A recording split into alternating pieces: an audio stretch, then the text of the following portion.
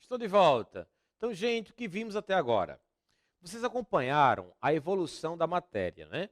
Então, o homem, o Estado, necessidades públicas, atividade financeira do Estado, direito financeiro, sistema orçamentário brasileiro, sua composição, PPA, LDO e LOA. PPA estratégico, LDO tático e a LOA operacional. São chamados níveis de planejamento. Cada estado, cada município e a União tem o seu próprio PPA, a sua própria LDO e a sua própria Lei Orçamentária Anual. Falei também, no final da parte anterior, que em 88 houve uma grande modificação, uma grande mudança no sistema orçamentário. A Constituição Federal criou o PPA, criou a LDO e deu uma repaginada, uma nova roupagem à Lei Orçamentária Anual.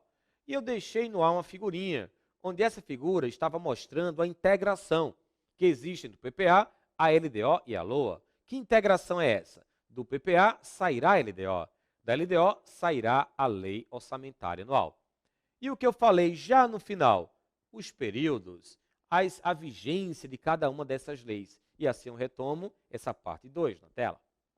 Então temos, vejam que o PPA eu coloquei logo abaixo dele um período, né? 2016 a 2019. O que isso quer dizer? Quer dizer que a vigência do PPA é de apenas 4 anos. O PPA atual vai desse ano, 2016 a 2019. Então, gente, tudo que eu falar do PPA em relação a esse nosso curso valerá até 2019. Agora, havendo alterações, logicamente, eu vou ter que acrescentar as informações, né? Vocês vão ter que estudar as informações que foram alteradas. Mas é uma informação do PPA que tem validade até 2019. Essa é a vigência do PPA. Para cada ano do PPA, teremos uma LDO. Vejam, portanto, que a LDO ela é anual. A LDO ela é anual. Mas, Wilson, e a sua vigência é de um ano? Não. A LDO é anual, mas a sua vigência é de um ano e um pouquinho. Como? Um ano e um pouquinho. Gente, ser anual significa todo ano temos que ter uma LDO. A LDO deverá ser elaborada. Mas ser anual não quer dizer que a sua vigência, que a sua aplicabilidade estará restrita a um ano. A LDO é anual, mas a sua vigência passa de um ano. É de um ano e um pouquinho. Daqui a pouco eu explico com maiores detalhes esse um ano e um pouquinho. Segurem aí a informação, que daqui a pouco ela chegará. Mas se a prova fosse amanhã e a banca afirmasse assim, olha, hoje eu vou explicar, na aula de hoje eu explico, hein? Mas se a prova fosse agora, aí você está resolvendo uma questão, e a questão afirmou, a LDO é anual e a sua vigência é de um ano. Você já vai marcar errado essa alternativa. Você está sabendo que a LDO é anual, mas a sua vigência passará de um ano, hein? Fiquem ligados. E a Lei Orçamentária Anual? Vamos a ela. Para cada ano do PPA, também teremos uma LOA. Então, a LOA ela é anual. E, nesse caso, a sua vigência será de um ano.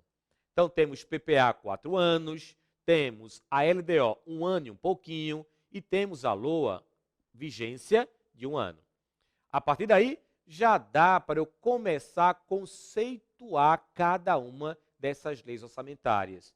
Agora, eu vou conceituar trabalhando as informações que eu já coloquei para vocês, para que a gente possa montar esse conceito. Então, qual seria um conceito bem simples do PPA? Com as informações que acabamos de receber, que vocês acabaram de receber. O PPA é um instrumento de planejamento estratégico. Alguma novidade? Não, eu falei sobre isso, né? O PPA é um instrumento de planejamento estratégico, cuja vigência é de 4 anos. O PPA é um instrumento de planejamento estratégico, cuja vigência é de 4 anos, tornando um instrumento de médio prazo. Médio prazo? Exatamente. Mas se a banca colocar lá na sua questão, conceituar o PPA como longo prazo, está certa a questão. Tanto faz médio prazo como longo prazo, não tem problema. Pode ser médio prazo ou pode ser longo prazo.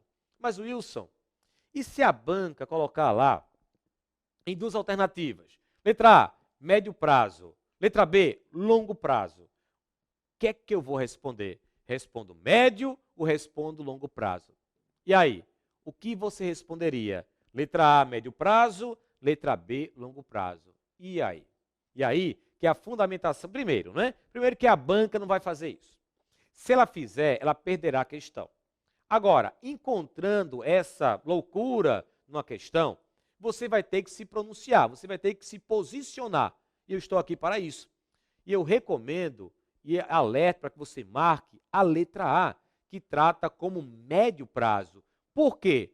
Porque o próprio, vou mostrar o manual, que trouxe essa fundamentação. Observem. MTO 2016, que é o Manual Técnico Orçamentário. Todo ano, a União publica esse manual. E sempre o conceito do PPA leva para o médio prazo.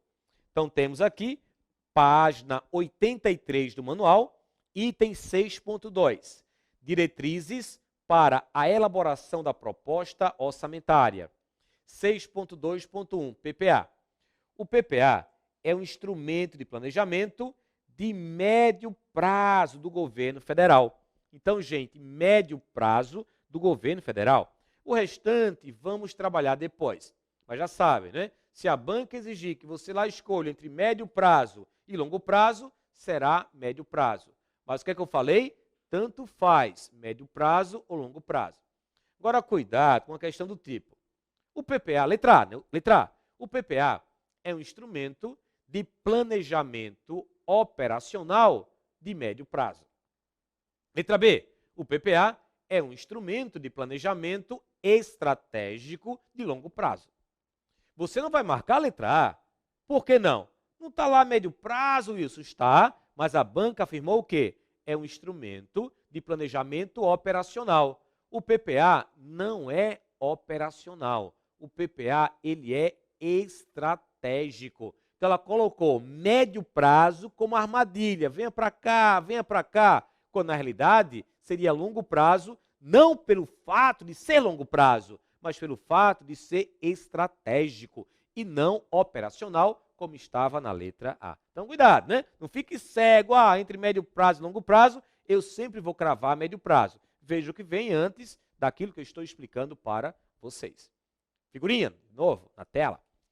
Agora vem a LDO. Um conceito simples da LDO.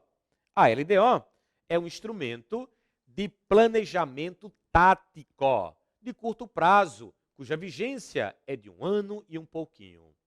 E, por fim, vem a Lei Orçamentária Anual, que também é um instrumento de planejamento, só que ela é operacional, de curto prazo, cuja vigência é de 1 ano. Então, gente, a sequência é essa. Primeiro o PPA, depois a LDO e depois a Lei Orçamentária Anual. PPA, LDO e LOA são leis orçamentárias. É por isso que o sistema orçamentário brasileiro ele é multidocumental. São leis ordinárias, são leis temporárias e são leis especiais. Por que são leis ordinárias? Porque necessitam apenas de maioria simples para serem aprovadas. Por que são leis temporárias? Porque é uma vigência. O PPA, 4 anos. A LDO, 1 ano e um pouquinho. E a Lei Orçamentária Anual, apenas 1 ano. Então, são leis temporárias. Por que são leis especiais? Porque há todo um regramento, regras específicas que tratam apenas do PPA, da LDO e da Lei Orçamentária Anual. Veremos essas regras mais adiante. Mas a própria Constituição Federal, você verá isso aí, tratou em uma seção inteira dessas regras. Então, são leis especiais, tem regras próprias, específicas, que são utilizadas apenas para o PPA, para a LDO e para a Lei Orçamentária Anual. Diante de tudo isso, foi criado todo o ordenamento jurídico para balizar essas leis orçamentárias. E de vez em quando as bancas cobram essa composição, o que temos de ordenamento jurídico dessas leis orçamentárias. E o que é que eu fiz? Montei uma pirâmide onde você terá uma visão do que temos de mais importante em relação à legislação orçamentária. Vamos ver na tela? Visão jurídico-legal. Olha só a pirâmide. E a sequência é essa até chegarmos na lei orçamentária anual. No topo da pirâmide está o quê? A Constituição Federal. Logo abaixo, duas leis complementares. A Lei 4320/64, bem antiga, 17 de março de 1964, e a Lei de Responsabilidade Fiscal, que é a Lei 101/2000, 4 de maio de 2000. Depois vem o PPA, a LDO e a LOA. O que isso quer dizer, Wilson? Que o PPA, a LDO e a LOA deverão estar compatíveis entre si e compatíveis com a Constituição Federal, com a 4320/64 e com a Lei de Responsabilidade Fiscal. Mostrando aí essa visão jurídico-legal, vamos agora entender de quem é a competência legislativa para criar todo esse ordenamento jurídico. A resposta para essa questão, que você vai encontrar na prova assim mesmo, competência legislativa, está na Constituição Federal, onde artigo 24, inciso 1, e nos seus 4 parágrafos que eu mostro e explico agora. Competência legislativa, o papel do município e o direito financeiro. Observem o que trouxe aqui a Constituição Federal em seu artigo 24. Compete à União, aos Estados e ao Distrito Federal legislar concorrentemente sobre. Vai a dica, quando a banca colocar na sua questão concorrentemente, ela aceitará apenas como resposta União, Estados e o Distrito Federal. Mas o Wilson e os municípios não vão aparecer aí? Se a banca utilizar esse palavrão concorrentemente, a resposta será União, Estados e o Distrito Federal. Em relação a quê? Ao direito tributário, que eu não vou falar sobre ele, lógico, ao direito financeiro, que é a nossa matéria, ao direito penitenciário, econômico e urbanístico. Mas aqui eu vou focar onde? No direito financeiro. Quer dizer que os municípios não fazem nada? Eu não disse isso. Eu falei o seguinte, aparecendo esse palavrão aqui, ó, concorrentemente, a resposta apresentada será União, Estados e o Distrito Federal. Mas os municípios também vão trabalhar em relação a essa matéria. É o que temos no artigo 30 da Constituição Federal, inciso 2. Compete aos municípios, inciso 2, suplementar a legislação federal e a estadual no que couber.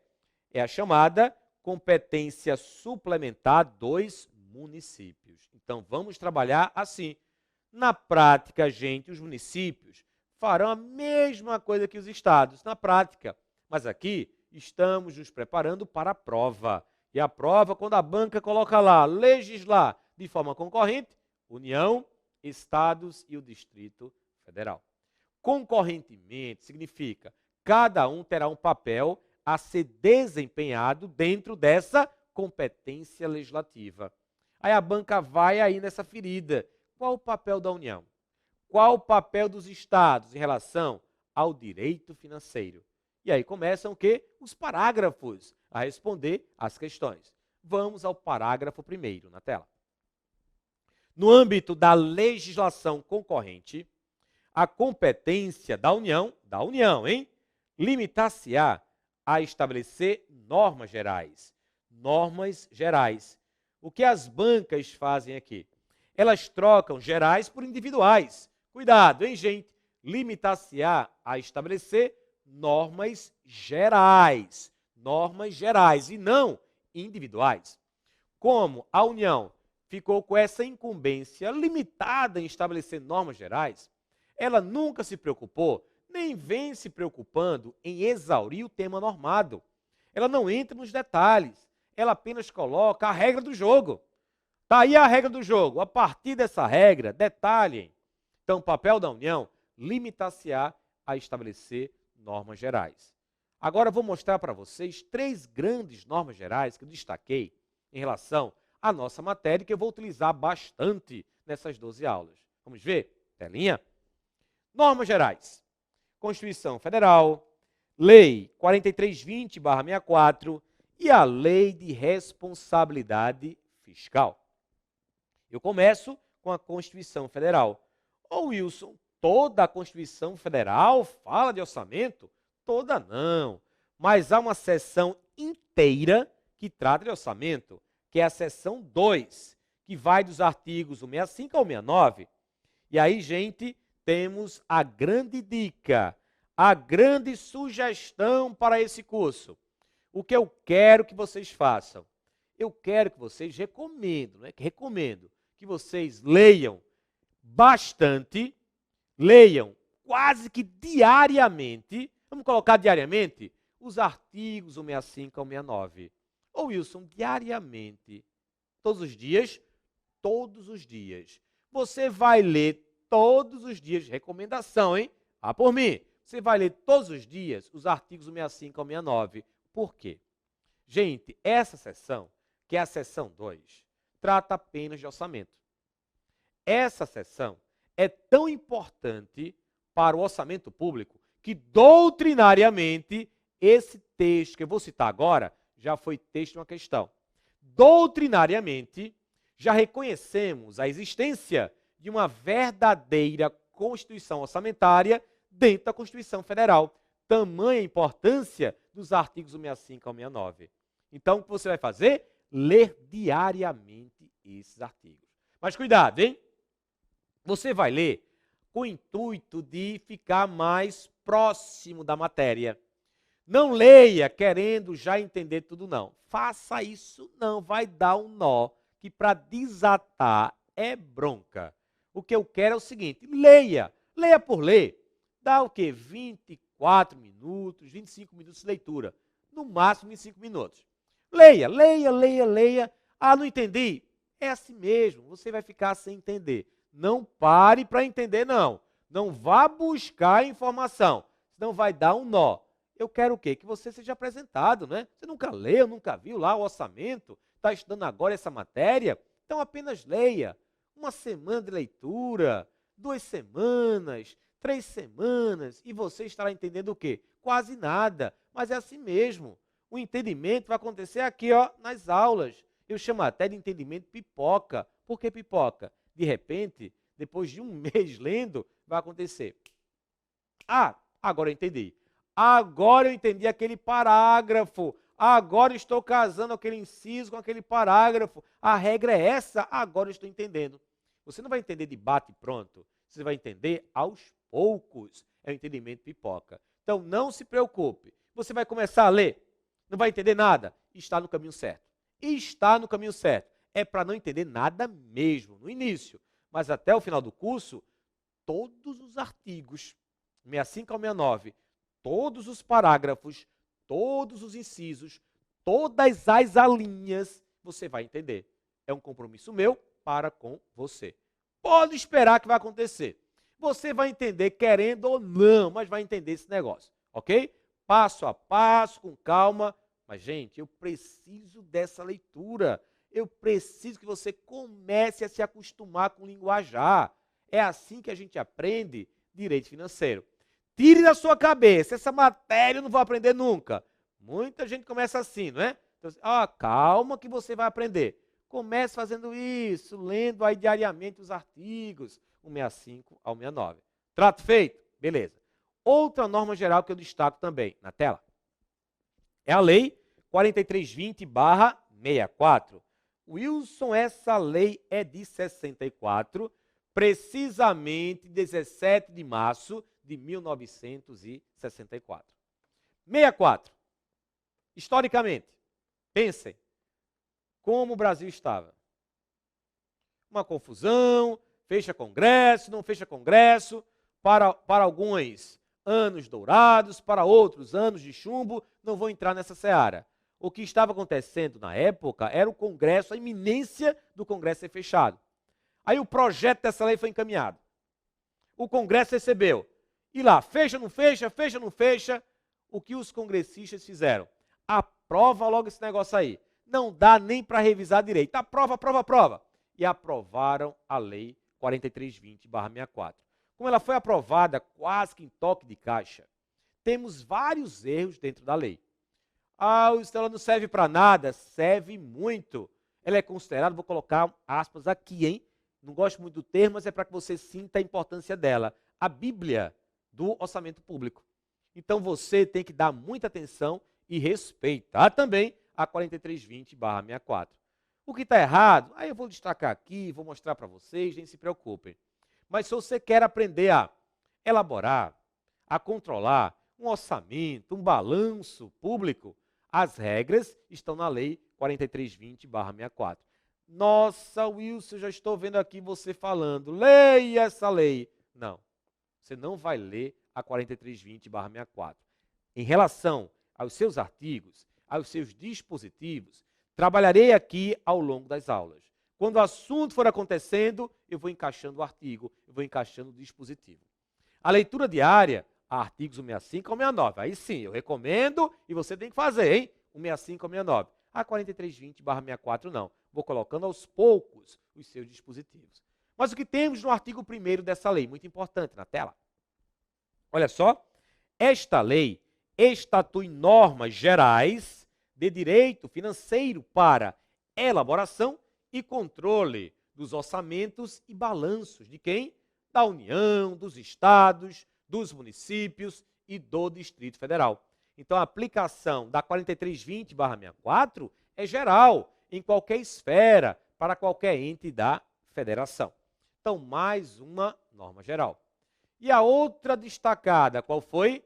A Lei de Responsabilidade Fiscal. Já ouviram falar? Ela tem um apelido, LRF. Na realidade, é a Lei 101/00, que recebeu a alcunha de LRF. Essa danada cai em prova de concurso muito na tela. LRF, que é a Lei 101/00. Ela é mais recente, não é? 4 de maio de 2000. Olha só o seu artigo 1º. Esta lei complementar estabelece normas de finanças públicas voltadas para a responsabilidade na gestão fiscal, com amparo no capítulo 2 do título 6 da Constituição. Então, gente, a 4320/64, ela cuidou de quê? Regulamentou o quê?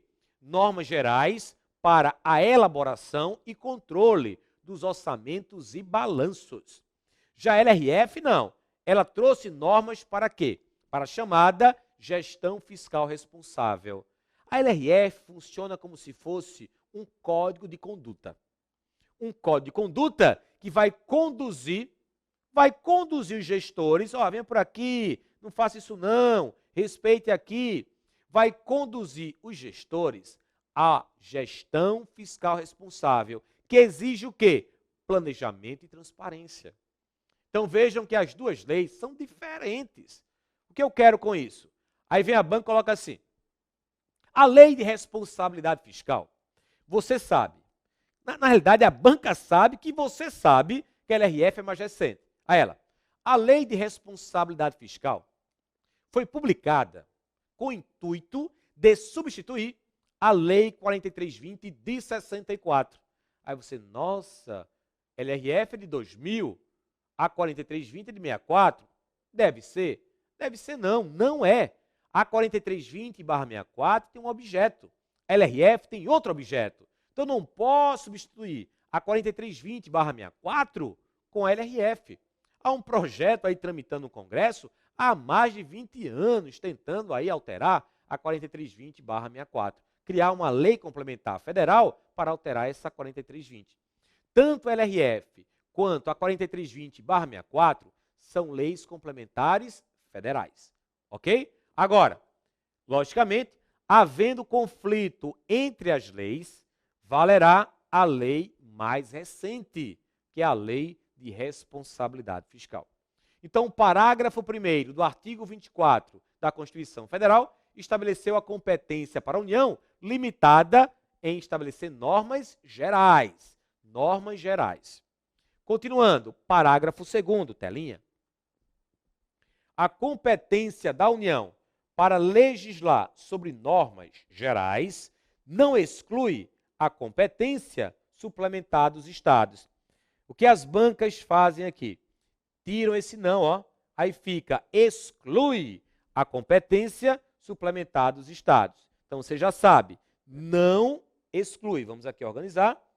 Não exclui a competência suplementar dos Estados. O Wilson estava aqui pensando. Então, a competência da União limitar-se-á em estabelecer normas gerais. Não é isso? É isso.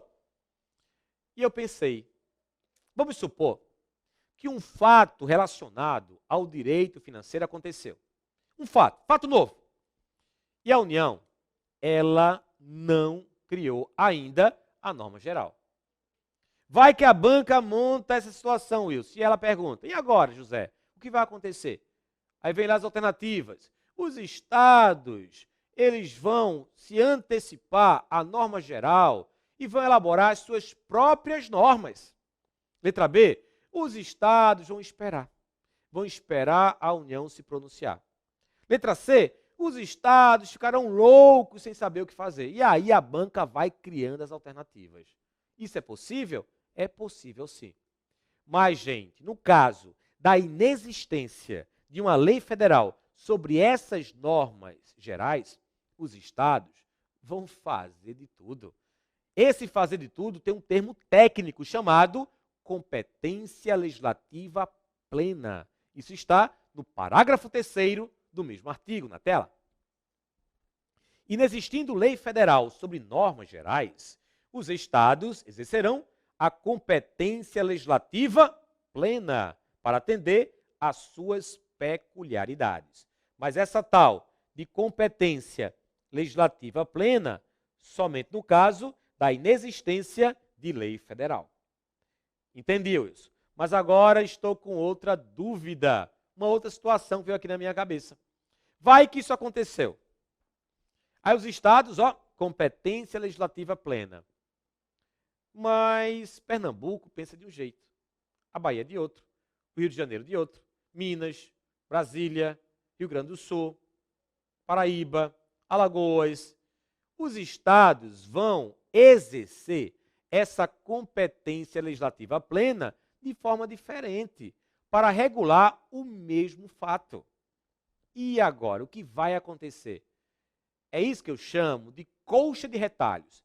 Colcha de retalhos é aquela colcha, né, cheia de retalhos, logicamente, aqui no Nordeste a gente sabe muito bem disso, todo mundo sabe, acho eu. Então é cheio de pedaços de panos diferentes para montar a colcha no final. Então teremos uma colcha de retalhos do direito financeiro. Isso pode acontecer e certamente acontecerá, no caso dessa competência legislativa plena dos estados. E agora? E agora que a União vai ter que organizar.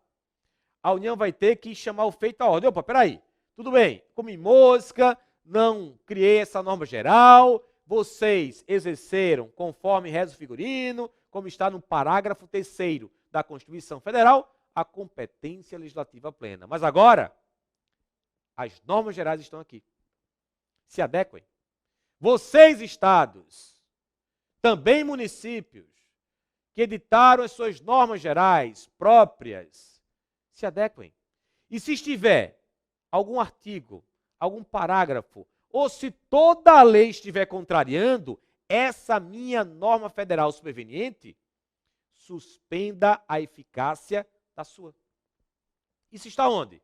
Parágrafo 4º do artigo 24 e também na sua tela. A superveniência de lei federal sobre normas gerais suspende a eficácia da lei estadual no que lhe for contrário. Cuidado, hein? Suspende a eficácia. Aí a banca revogará. Acaba com a questão. No que lhe for contrário. Não é de toda a lei, somente se toda a lei estiver contrariando. Caso contrário, será de apenas um artigo, de um inciso, de um parágrafo. Então, muito cuidado com isso. Então, gente, a competência legislativa plena está onde? artigo 24, inciso e parágrafos da Constituição Federal. Legislar de forma concorrente, União, Estados e o Distrito Federal. E qual é o papel de cada um? Na tela. No caso da União, limitar-se-á a estabelecer normas gerais.